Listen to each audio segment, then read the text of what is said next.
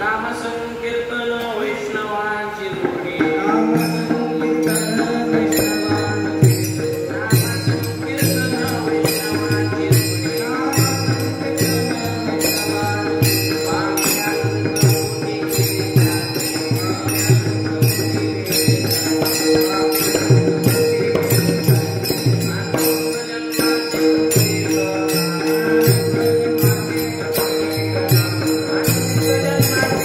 Thank you.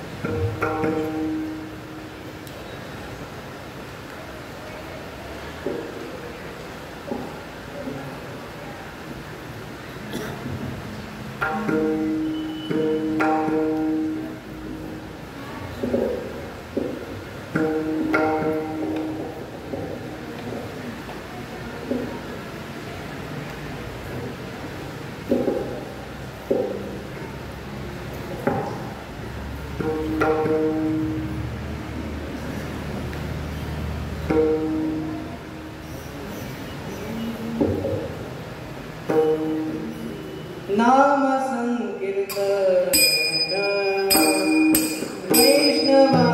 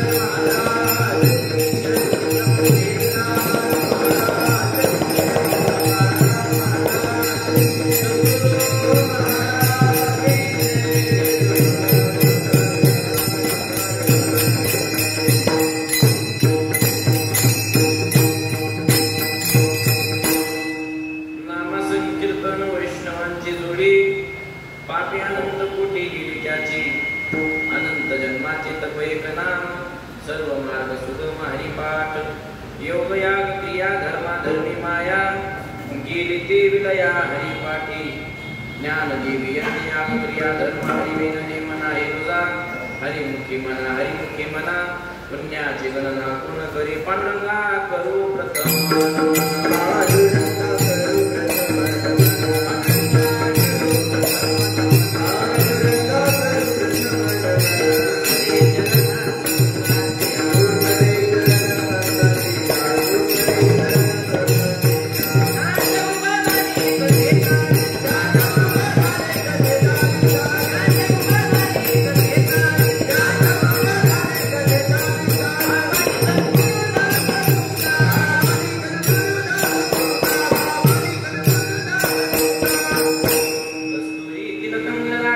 वक्षस्थले कौस्तुभं नासाग्रे वनमूर्तिकं करतले वेणुकरे कंकणं सर्वांगे हरिचन्दनं सुललितं कण्ठे च मुक्तावली गोपस्त्री परिवेष्टितो विजयते गोपालचूडामणि शरच्चन्द्रविमानं चारुहासं लसत्कुण्डलाक्रान्तगण्डस्थलाङ्गं जपारागविमानं कञ्जनेत्रं परब्रह्मलिङ्गं भजे पाण्डुरङ्गं नमामि सद्गुरुं शान्तं सच्चिदानन्द विग्रहं पूर्णब्रह्मपरानन्द मीशमानन्दवल्लभं नमो ज्ञानेश्वराय प्रतिदान सोपान्यवा मुक्ताय नमो त्रिभुवनपावनी आद्यत्रयजननी देवाचे अधिष्ठान तिथे प्रतिष्ठान देता तिथे जन्मला नाती नयका दयाचे नामे चुके जन्म व्यथा नमस्कार माझा श्री गुरु एकनाथ शरण शरण एकनाथ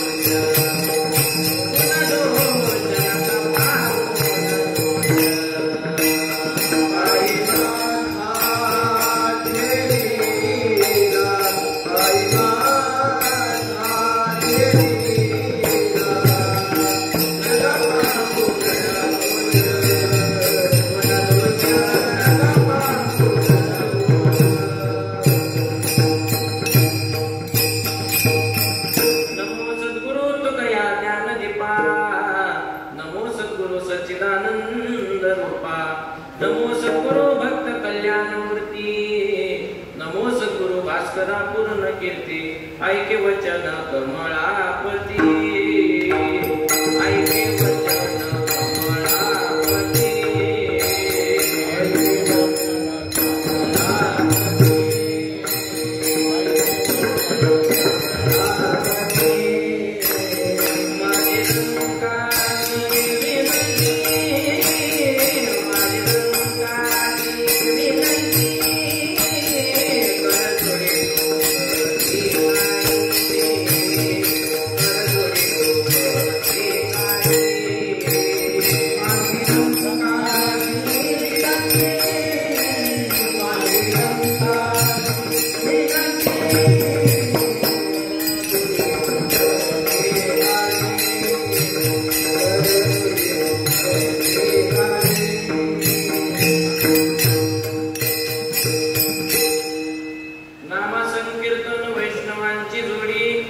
पापे अनंत कोटी गेली त्याची हरिमुखे मना पुण्याची गणना पूर्ण करी प्रस्तुत कीर्तन रूपी सेवेकरता निवडलेला अभंग महान भगवत भक्त ज्ञानाधिराज विश्वाचे माऊली ज्ञानोपरायांचा असून हरिपाठ प्रकरणातील असून हरिपाठातील हा अभंग असून या अभंगातून माऊली ज्ञानोपराय नामाचा आणि सत्संगाचा महिमा प्रतिपादन करतायत. विठ्ठल विठ्ठल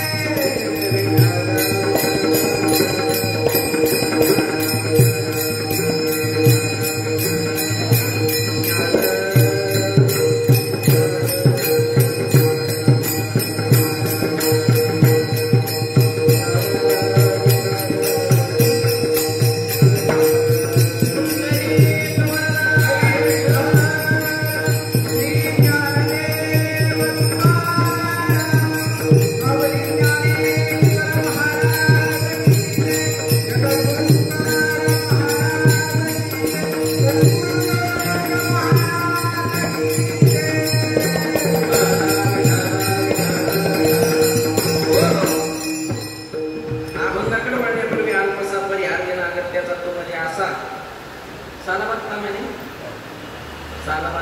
याही वर्षी या ठिकाणी सप्ताह आहे आणि या सप्ताहामध्ये बाबांच्या सांगण्यावरून बाबांच्या आज्ञेनं ही सेवा आमच्याकडे आलेली आहे. आई आश्रमामध्ये आल्या, आईनं बाबाला विनंती केली आणि बाबांनी सांगितलं की तुम्ही जा आणि त्या ठिकाणी सेवा करा. म्हणलं तर बाबांनी सांगितलं एवढा मोठा आमचा गंगापूरचा उत्सव होता, त्या गंगापूरच्या उत्सवाला आम्ही दरवर्षी एकही वर्ष चुकलो नाही, परंतु बाबांच्या आज्ञा तोही उत्सव आहे आणि हाही उत्सव आहे म्हणून बाबांच्या आज्ञेवरून या ठिकाणी आलो. आमचे बाबाही उपस्थित आहेत आणि आई उपस्थित आहेत. त्यांच्याही चरणावर दंडवत, भगवंताच्या चरणावर दंडवत, श्री गुरु बाबांच्या चरणावर दंडवत करून सेवेकडे बोलूया. विठाला विठाला विठाला.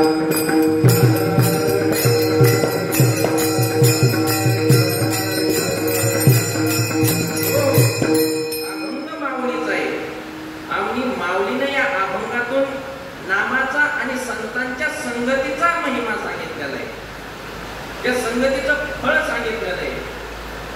नामाचा अभंग, नाम रूपी ह्या काय म्हणतात त्याला की नामाचा महिमा सांगणारा जो अभंग आहे, सांगणारा जो अभंग आहे, तोच अभंग निवडण्याचा हेतू असा की पहिल्या दिवशी मंगल साधावं किंवा मंगलाचरण करावं अशी अलिखित आपल्या वारकरी संप्रदायाची काय आहे, परंपरा आहे. त्या परंपरेला अनुसरून नामाचा महिमा सांगणारा अभंग सेवेकरता घेतलेला आहे.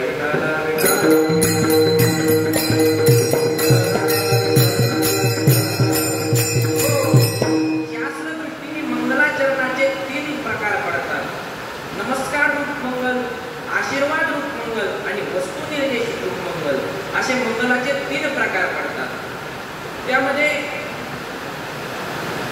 आशीर्वाद रूप मंगल कशाला म्हणायचं तर स्वतःची किंवा शिष्याकरता भगवान परमात्म्याकडे जे मागितल्या जातं, भगवंताकडे जी इच्छा केली जाते त्याला आशीर्वाद रूप मंगल म्हणायचं.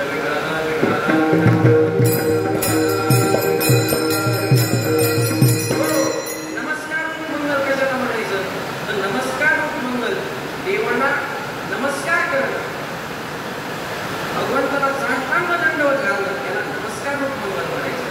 आणि वस्तुनिर्देशित रूप मंगल कशाला म्हणायचं, देवाच्या स्वरूपाचं वर्णन करणं, त्याला वस्तुनिर्देशित रूप मंगल म्हणतात.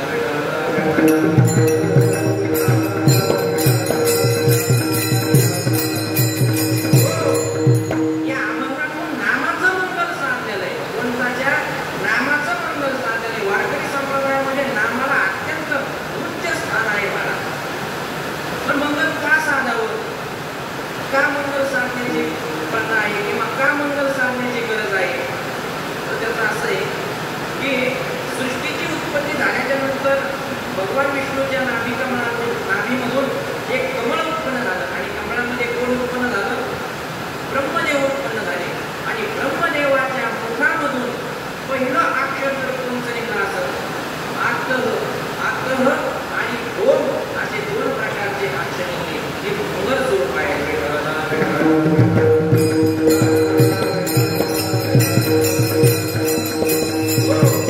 हे मंगल साधण्याचं कारण काय, कारण मंगल जर साधलं नाही तर आपण जे काही गोष्ट करत आहोत किंवा ज्या काही कार्यक्रमाला किंवा ज्या काही उत्सवाला प्रारंभ केलेला आहे तो प्रारंभ जर निर्विघ्नपणे पार पाडत असेल तर आपल्याला मंगल साधावं लागतं.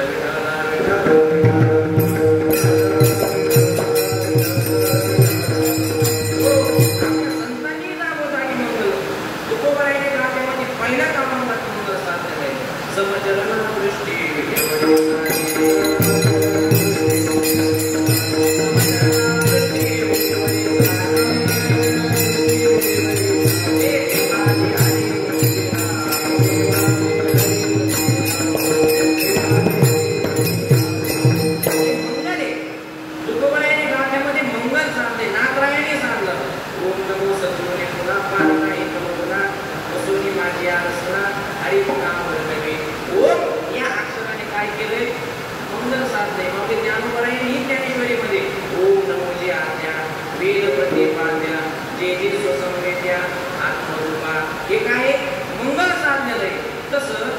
एकदा ब्रह्मदेवाने काय होतं मंगल न साधल्यावर संकट येतात. ब्रह्मदेवाला वेद निकालाचं कार्य केलं कुणी?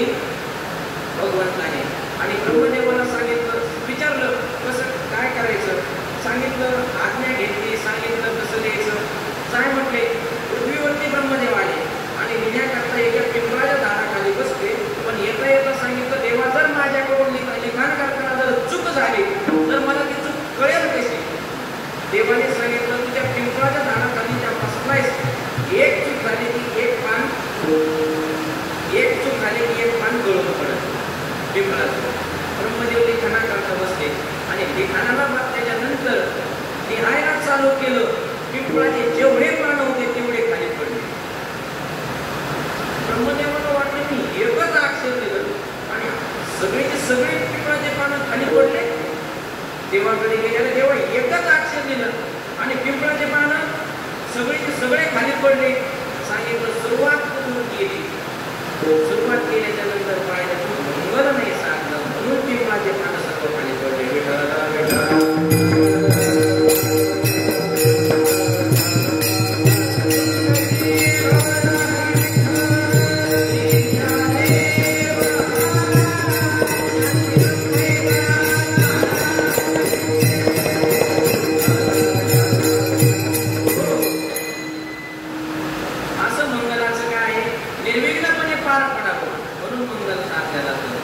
त्यामध्ये जे आस्तिक असतात ते मंगल साधतात. नास्तिक, दोन प्रकारचे मनुष्याचे वर्ग पडतात, एक आस्तिक वर्ग आणि एक नास्तिक वर्ग.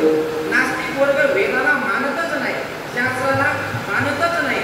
मानत नसल्यामुळं काय तो मंगल त्याला देवच मान्य नाही तर मंगल करण्याचा प्रश्नच नाही. पण आस्तिक वर्ग मात्र काय करतो, मंगल साधतो. त्यामध्ये आस्तिकातही दोन प्रकार, एक तार्किक आणि एक श्रौत.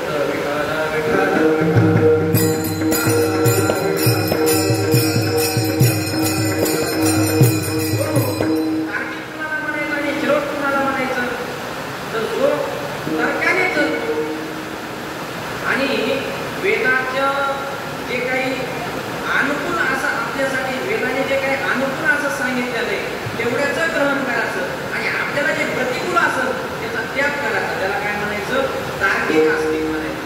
त्यामध्ये कोण येतात, तर त्यामध्ये पहिले 4 दर्शनकार येतात, कपिल येतात, गौतम येतात, पतंजली येतात आणि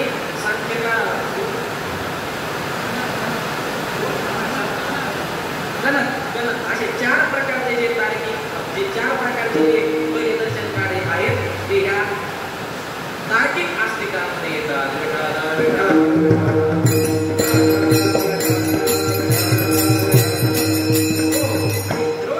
कशाला म्हणायचं, तर वेदच त्याचा प्रमाण आहे. वेदाने जे सांगितलं आहे प्रतिकूल असो वा अनुकूल असो तर वेदच प्रमाण मानतात, त्याला स्त्रोत आस्तिक मानतात. त्यामध्ये पुढचे 2 दर्शनकार येतात, 2 व्यास आणि त्यांचे शिष्य जैमिनी, पूर्वमीमांसक आणि उत्तरमीमांसक.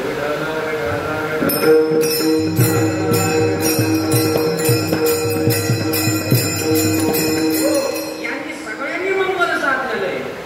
यांनी मंगल साधलंय म्हणून व्यासाने मंगल साधलं, शंकराचार्यांनी मंगल साधलं आणि मग माऊली तर म्हणतायत ना, भाष्यकाराची वाट पुसत.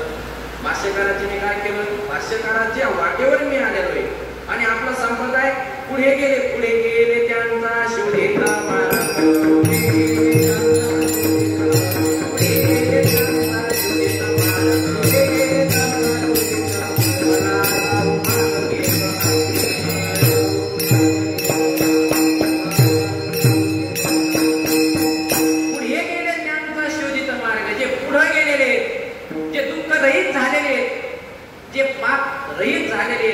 ज्यांनी दुःखावर विजय मिळवून आत्यंतिक दुःखाची निवृत्ती करून परमानंदाची प्राप्ती केलेली, ते पुढे गेलेले आणि ते पुढे जे गेलेले त्यांचा मार्ग शोधित आम्ही गेलेलो आहे.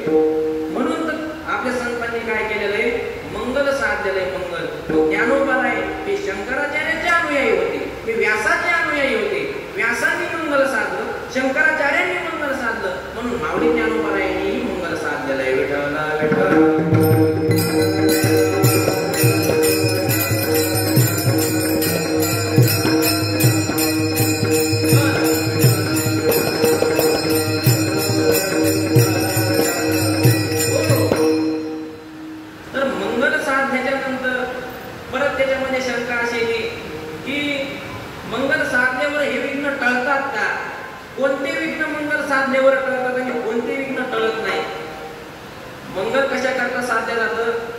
जे कार्य पूर्णतेला घेतलेलं आहे. प्रत्येक ग्रंथाच्या आरंभी मंगल आहे.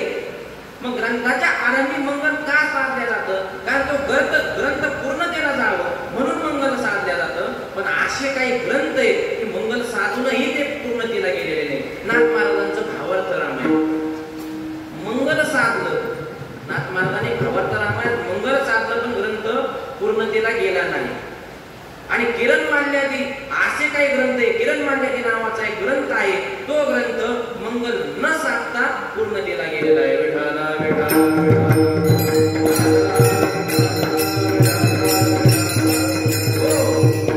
दोन्ही आस्तिक ग्रंथ आहेत. एकात मंगल साधलं नाही तरी तो पूर्णतेला गेला आणि एकात मंगल साधलं तरी तो पूर्णतेला नाही गेला. आणि इकडे तर सांगितलंय मंगल कशा करता साधलं जातं? विघ्न संकट टळावं म्हणून मंगल साधलं जातं. मग मंगल साधून सुद्धा एक ग्रंथ का पूर्णतेला गेला नाही भावार्थ रामायण? तर त्याचं उत्तर असं आहे की सगळेच संकट हे साधारण नसतात. काही संकट असाधारण असतात.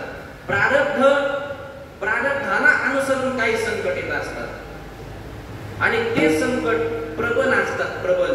ते प्रबल संकट ते भोगूनच संपावं लागतात. ते असे संपत नाही. विठ्ठला विठ्ठला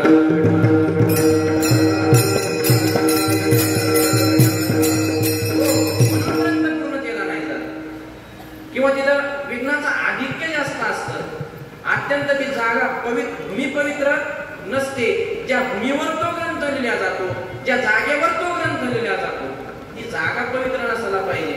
कारण तिथं विघ्नाचं आधिक्य जास्त असायला पाहिजे किंवा आपल्या प्रारब्धानुसार विघ्न आपल्याकडे जास्त असायला पाहिजे. कारण प्रारब्धामध्ये आधी भौतिक, आधी दैविक आणि आध्यात्मिक तीन प्रकारचे अत्यंत प्रबल असे दुःख सांगितलेले हे भोगून संपावं लागतात. म्हणून प्राबल्य जास्त असल्यामुळं, असाधारण असल्यामुळं ते संकट टळत नाही. विठ्ठल विठ्ठल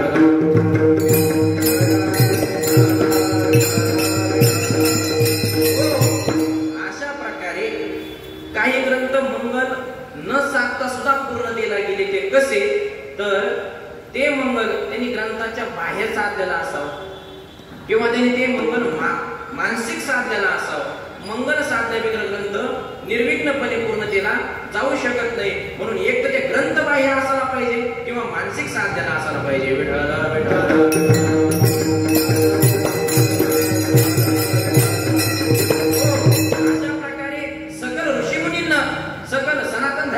संतांना मंगल साधलेलं आहे. माऊली ज्ञानोबारायांनीही मंगल साधलेलं आहे. या ठिकाणी नामाचं मंगल साधलेलं आहे. माऊलीनं नामावर आपल्या संतांची जास्त भर होती.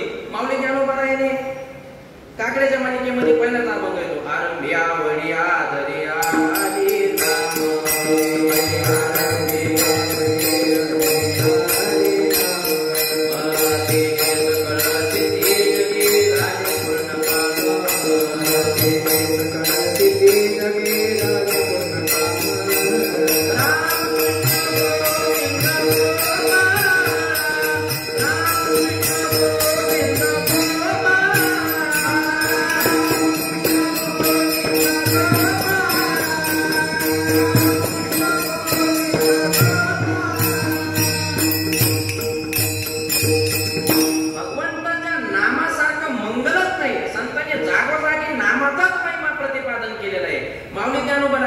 सकळ मंगळ निधी.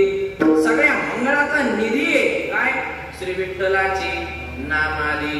नाम हे सगळ्यात मोठं धन आहे. नाम हे धन आहे. सकळ मंगळ निधी. मंगळाचा निधी म्हणजे मंगळामध्ये खजाना आहे. काय नाम? खजाना आहे. सगळ्यात मोठं धन आहे. म्हणून ज्ञानोबारायांनी या अभंगात नाम साधलेलं आहे. म्हणून याच्यात मंगल असं याला आपण म्हटलेलं आहे. विठ्ठल विठ्ठल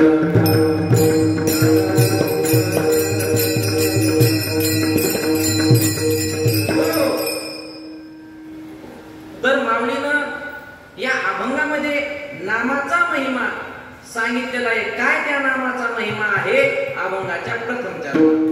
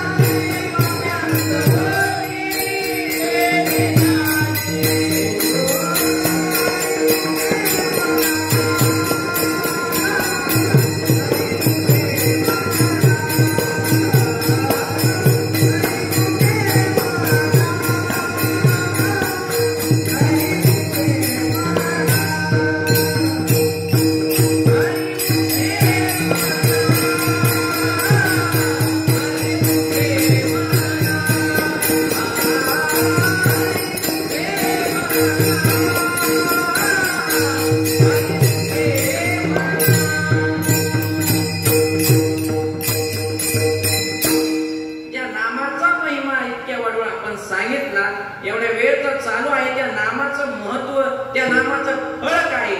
तर त्याचं फळ काय?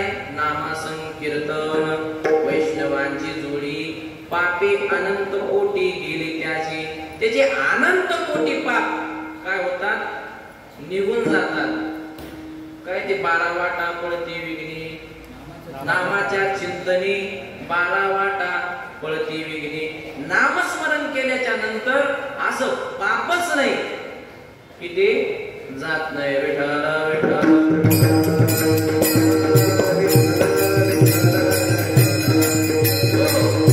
तुम्ही म्हणता असं कसं म्हणता येईल? असं ऐकतो आम्ही की 5 प्रकारचे पाप आहेत, महापाप आहेत 5 प्रकारचे. ते पाप कशानं धुतल्या जात नाही असं आम्ही ऐकून येत. मग नामाने इथं काय सांगितलं? अनंत कोटी काय होतात? पाप निघून जातात. परत पाप असं पापच जगामध्ये नाही की ते नामस्मरणाने जात नाही. मग असं 5 प्रकारचे जे पाप, कोणते 5 प्रकारचे महापाप आहेत? ब्रह्महत्या, दारू पिणं, ब्रह्महत्या, गुरुपत्नी गमन, सुवर्णाची चोरी, आणि या 4 महापाप्याच्या जो संगतीत राहतो तो 5वा महापाप आहे. विठ्ठल असे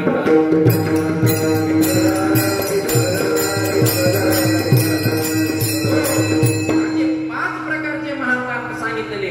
आणि नारद पुराणामध्ये याचं प्रायश्चित्त सांगितलेलं आहे. काय प्रायश्चित्त आहे?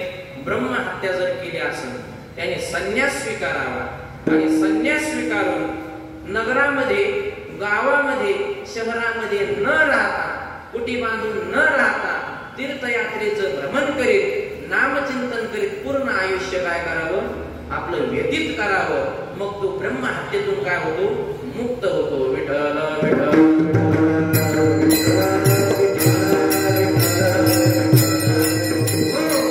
दुसरं सुरापानम, मदिरा पिणारा. मदिरा पिणाराचं प्रायश्चित्त काय? महापाप आहे. दारू पिणं महापाप आहे. मग त्याचं प्रायश्चित्त काय आहे? लाल लोहाचं किंवा तांब्याचं, म्हणजे तांब्याचं भांड, त्या भांड्यामध्ये उकळत असं दूध उकळायचं, लाल करायचं, आणि ते उकळतं दूध न निवता, त्याला निवायचं नाही, ते उकळतं दूध तसंच प्राशन करायचं. माणूस जिवंत राहील का? उकळतं दूध त्याच्या नळ्यामध्ये वरल्याच्या नंतर किंवा आतमध्ये गेल्याच्या नंतर लाल झालेलं दूध त्यात गोड बुडून जरी पाहिलं तर माणूस किती वेदना होते ना, आरडत पडत माणूस. आणि ते उकळतं दूध त्याच्या काय करायचं? तोंडामध्ये ओतायचं. तो जिवंत तरी राहील का? अशा प्रकारचं प्रायश्चित्त केल्याच्या नंतर दुसऱ्या महापापातून, म्हणजे दारू पिण्याच्या पापातून माणूस मुक्त होतो. विठ्ठल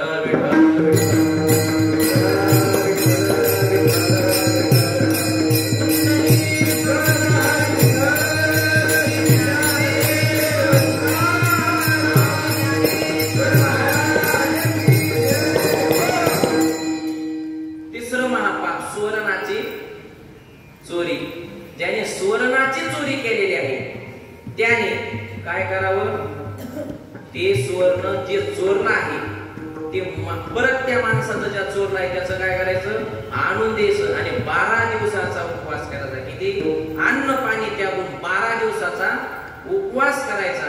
असा 12 दिवसाचा उपवास जर त्याने केला तर तो काय होऊ शकतो? त्या पापातून मुक्त होऊ शकतो.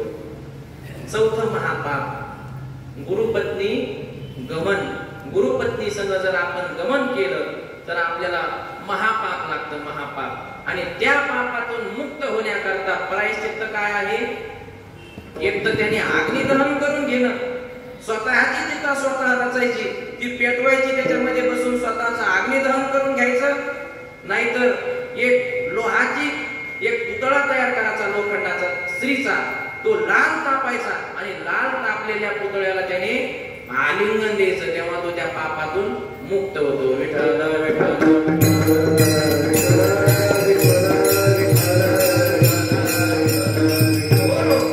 आणि 5वा जो महापापी आहे तो या 4च्या संगतीत राहणारा. मग त्याने ठरवायचं आपण कुणाच्या संगतीमध्ये आहोत.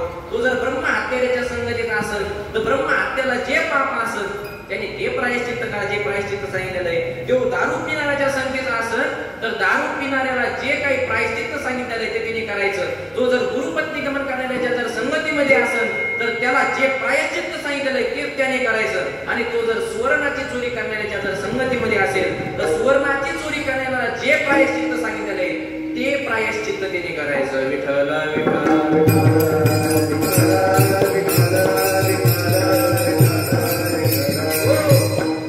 याच्याही पुढे जाऊन भागवत महापुराणाने याच्यापेक्षा सोपे प्रायश्चित्त सांगितले.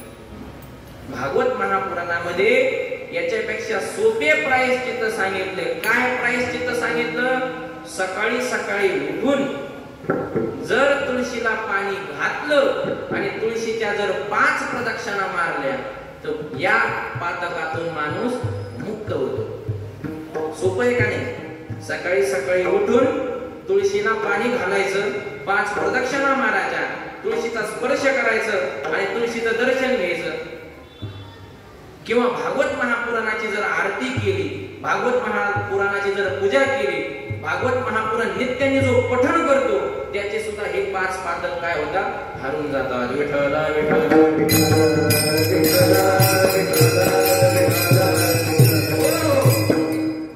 आणि याच्याही पुढे जाऊन सांगता येईल, जर एखाद्याला कुठं तो शहरामध्ये कंपनीमध्ये कामाला आहे, नाही त्याच्या घरी तुळस, मग त्याने काय करायचं बुवा? त्याने ज्याला एखाद्याला वाचताच येत नाही, त्याला महापुराण वाचताच येणार नाही ना, कारण ज्याला संहिता घ्यावं लागते.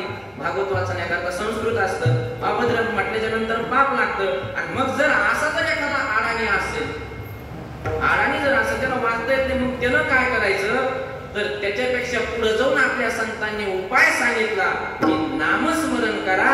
नामस्मरण केल्याच्या नंतर असं पापच नाही, मग ते महापाप असो किंवा पाप असो, सगळ्याच पापाचं काय होतं? शालन होऊन जातं. विठ्ठला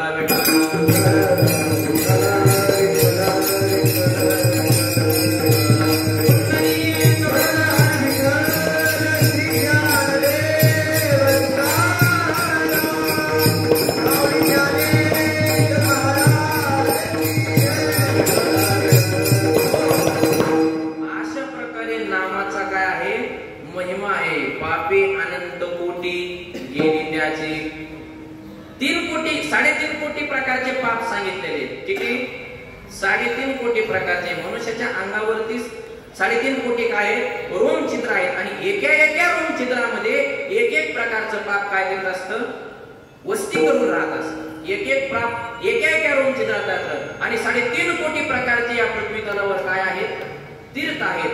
एका तीर्थामध्ये स्नान केल्याच्या नंतर काय होतं? एक पाप धुतल्या जातं. 3.5 कोटी प्रकारचे शास्त्रांमध्ये पाप सांगितले. इथं माऊलीने सांगितलं 3.5 कोटी नाही, अनंत. अनंत शब्द वापरला. अनंत कशाला म्हणतात? ज्याचं मोजमापच केल्या जात नाही त्याला काय म्हणतात? अनंत म्हणतात. असे अनंत प्रकारचे पाप तुमचे काय होतात? निघून जातील. कशानं? नामसंकीर्तन. आणखीन दुसरं साधन सांगितलं, वैष्णवांची जोडी. वैष्णवांची जर तुम्ही जोडी केली, वैष्णवांची जर तुम्ही संगती केली तर तुमचे अनंत कोटी जे काय होईल, अनंत कोटी प्रकारचे जे तुमच्यामध्ये पाप आहे, जे तुमचं पाप कर्म आहे ते काय होईल? निघून जाईल. विठ्ठल विठ्ठल.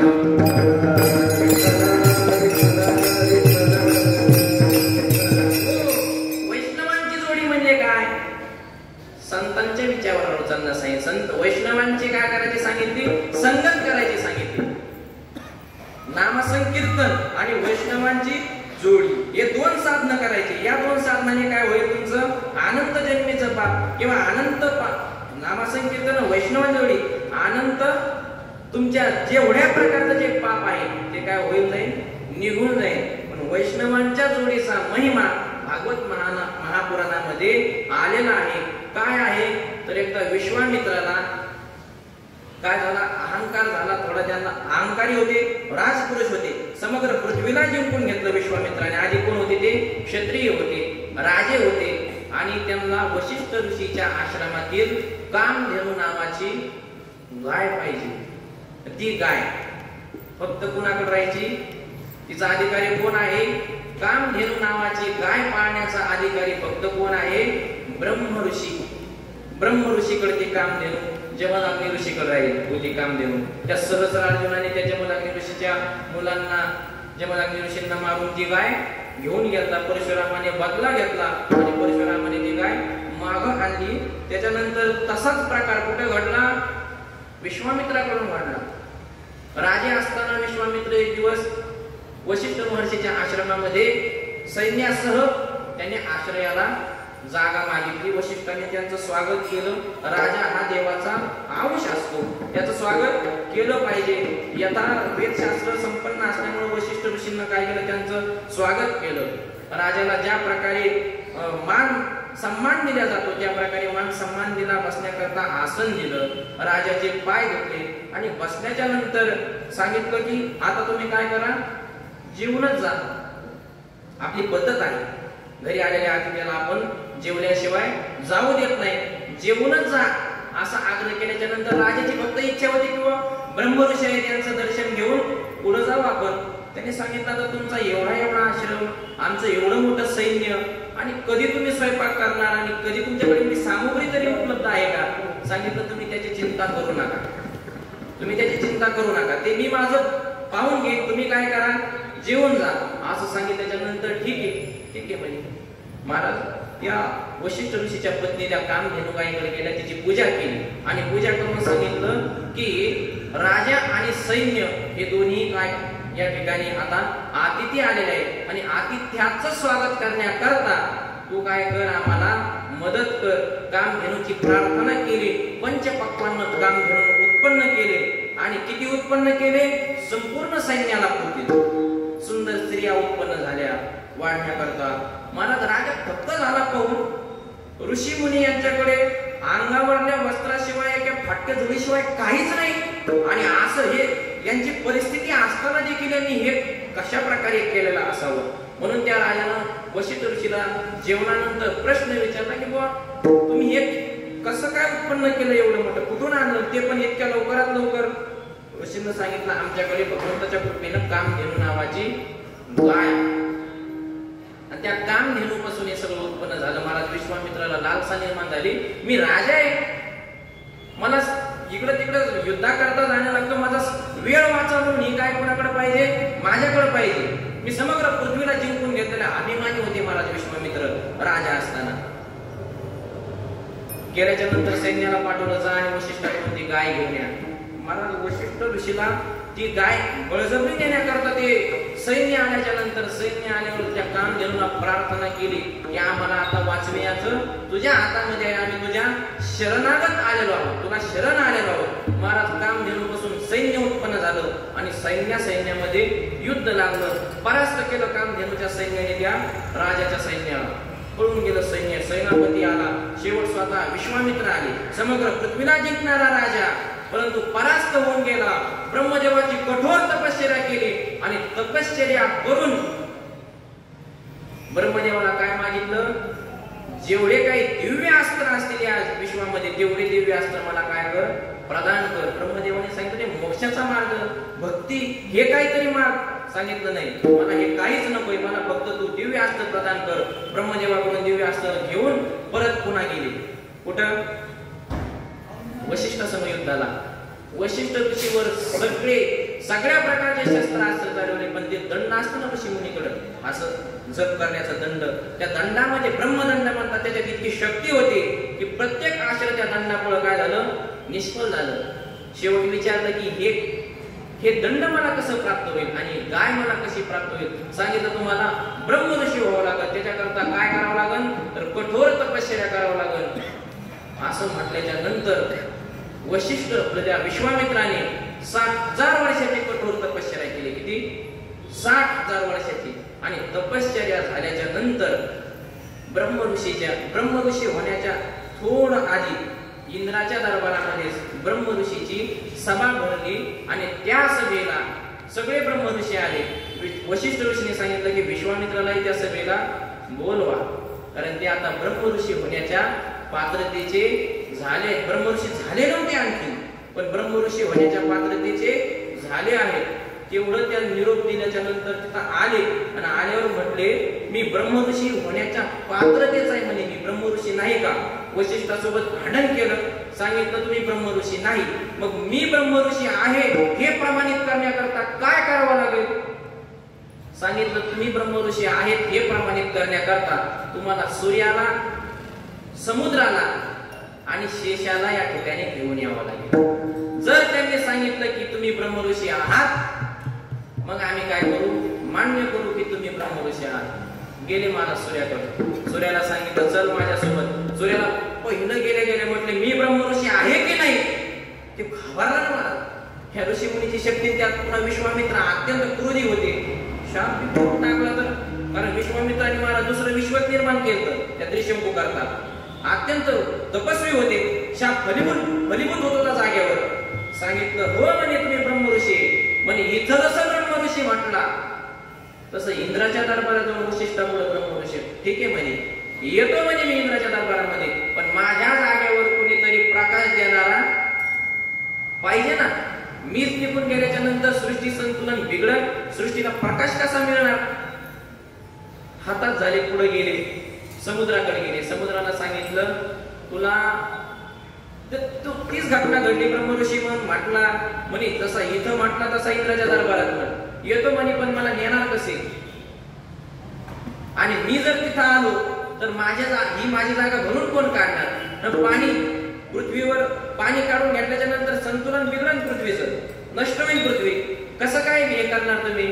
तिथंही हातात झाले, शेषाकडे गेले. शेषाने सांगितलं मी जर निघून गेलो तर पृथ्वी खाली पडेल, माझ्या डोक्यावर पृथ्वीचा भार आहे, या ठिकाणी तुम्ही काहीतरी ठेवा, मग मी इंद्राच्या दरबारामध्ये येतो. महाराज तीनही आले नाही, हे निष्फळ झाले. आणि आल्याच्या नंतर सांगितलं की तुम्ही, मी काही आणू शकलो नाही. त्यांना वाटलं मग वशिष्ठही आणू शकणार नाही. त्यांनी सांगितलं तुम्ही दाखवा आणून. वशिष्ठाला काय म्हणे, तुम्ही दाखवा आणून. गेले वशिष्ठ महाराज आणायला. सूर्याला सांगितलं चल म्हणे इंद्राच्या दरबारात, मी ब्रह्मऋषी अशी काय द्यायला, प्रमाण द्यायला तू काय कर, इंद्राच्या दरबारामध्ये चल. सांगितलं मी येतो, पण माझ्या जागेवर प्रकाश देणारा कुणीतरी पाहिजे. महाराज ब्रह्मऋषीची ताकद अंगावरचा पंचकांड उपर्ण काढून वर फेकलं तर दुसरा सूर्य निर्माण झाला. सूर्यही घेतला. समुद्राला सांगितलं चल. समुद्र म्हणणार मला नेणार कसे आणि माझ्या जागेवर राहणार कोण. कमंडलूतलं पाणी खाली वाटलं, समुद्र इतकं, समुद्र कमंडल मध्ये वाटलं. समुद्रही घेतला सोबत. आणि शेषाला सांगितल्याच्या नंतर शेष म्हटला माझ्या जागेवर कोण राहणार. ब्रह्मदंड ठेवलं, पृथ्वीचा भार, समग्र पृथ्वीचा भार उचलला आणि शेषालाही घेऊन गेले. तिन्ही प्रमाण इंद्राच्या दरबारामध्ये दिले. सांगितलं मी कोण आहे, ब्रह्मऋषी आहे. शेवट वशिष्ठ शरण, ते विश्वामित्र शरण गेले आणि शरण जाऊन सांगितलं की विचारलं की हे सर्व कुठून आलं, ही जी तुमच्या ठिकाणची शक्ती आहे ही कशाची आहे. तेव्हा वशिष्ठाने दिलेलं उत्तर आहे ही शक्ती सत्संगाची आहे, वैष्णवांच्या संगतीची आहे. विठ्ठल विठ्ठल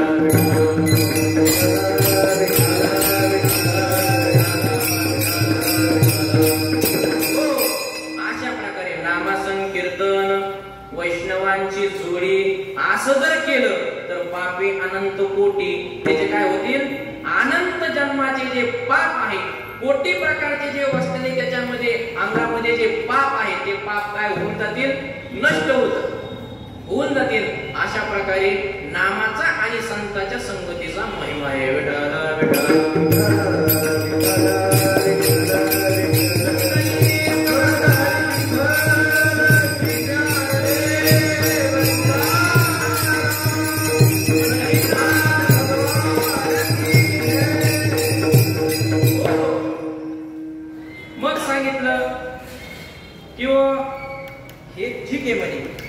संकीर्तन वैष्णवांची जोडी आणि अनंततेचे पाप गेले हे आम्हाला मान्य आहे. पण अनेक प्रकारचे मार्ग सांगितलेले शास्त्रामध्ये, भगवत प्राप्तीचे अनेक प्रकारचे मार्ग सांगितलेले. मग अनेक प्रकारचे हे मार्ग सोडून हे नामस्मरणच का केलं पाहिजे, का हे नामस्मरण करावं, त्याचं उत्तर अभंगाच्या दुसऱ्या चरणामध्ये दिलं. अनंत जन्माचे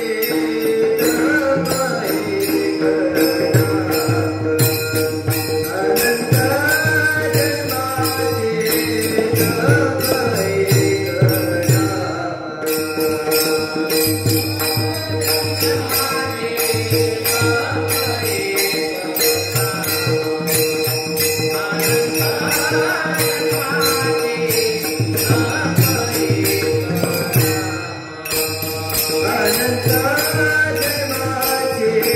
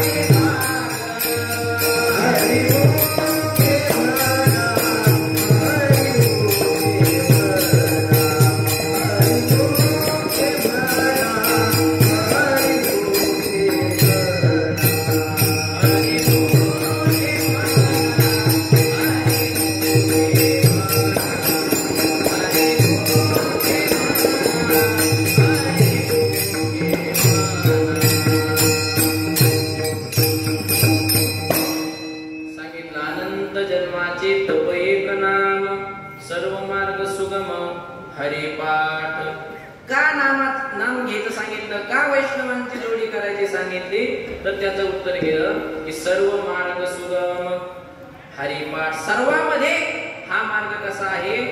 सुगम आहे. भक्ती पंथ बहु सोपा, भक्ती पंथ बहु सोपा.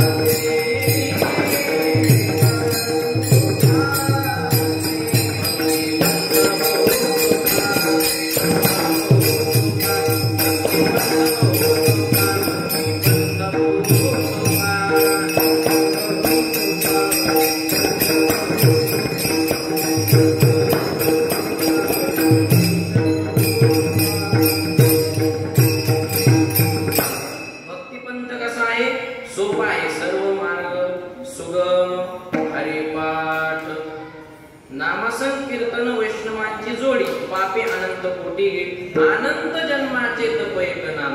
नामाच्या पुण्याचा जर आपण विचार केला, केवढं तप आहे नामस्मरण? अनंत जन्माचे तप एक नाम. एक जर आपण नाम घेतलं, एकदा जर विठ्ठल म्हणलं, एकदा जर राम म्हटलं, तर अनंत जन्माचं जे तप केलेलं आहे ते तप काय आहे? नाम आहे. नाम. तेवढ्या तपाची बरोबरी करणारं काय आहे? नाम आहे. विठ्ठल विठ्ठल.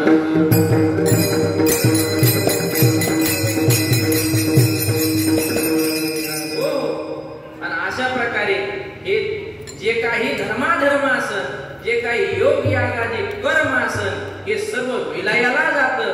कुठं जातं? अभंगाच्या 3ऱ्या चरणामध्ये. योग याग क्रिया, योग याग क्रिया धर्म धर्मी माया.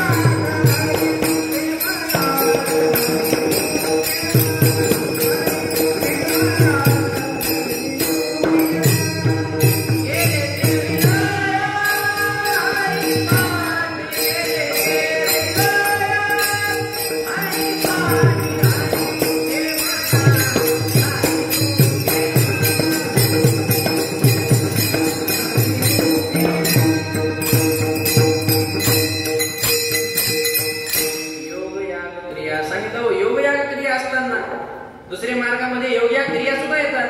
योग याग क्रिया धर्माधर्मी माया. पाप असो वा पुण्य असो, योग असो याग असो, काही असो, गेली ती विलया हरिपाठी. हरिपाठ जर केला, हरीचं नामस्मरण केलं, तर हे सर्व कुठं जातं? लयाला विलयाला जातं. हे नाश पावतं सगळं. हरिमुखी म्हणा, हरिमुखी म्हणा, पुण्याची गणना कोण करी. मग माऊली ज्ञानोबाराय म्हणतात की मी ही जी साधना आहे हे सोडून काहीच करत नाही अभंगाच्या शेवटच्या चरणात.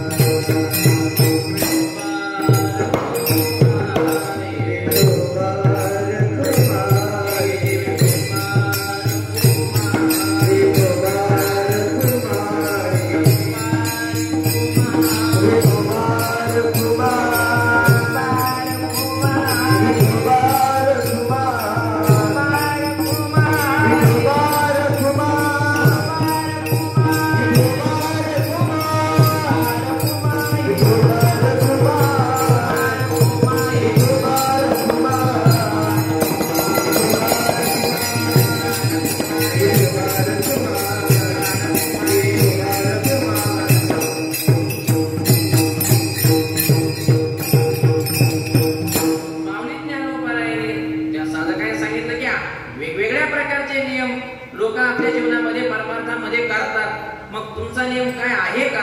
माऊली ज्ञानोबाला सांगितलं, ज्ञानदेवी यज्ञ यागक्रिया धर्म हरिविन नियम नाही तुझा माझा हरि कीर्तनाशिवाय हरिनामाशिवाय दुसरा काही माझ्या जीवनामध्ये नियम नाही. असा या अभंगाचा जसा मांडता येईल तसा अर्थ माझ्या बुद्धीने मी तुमच्या पुढं मांडला. जे काही असेल ते श्री गुरुचं, जे काही चुकीचं असेल ते माझं असं एवढं बोलून ही सेवा संपूर्ण भगवान परमात्मा श्रीकृष्ण भगवंताच्या चरणी अर्पण करून, पंढरीनाथांच्या चरणी अर्पण करून, सद्गुरूच्या चरणी अर्पण करून या ठिकाणी सेवेला पूर्ण विराम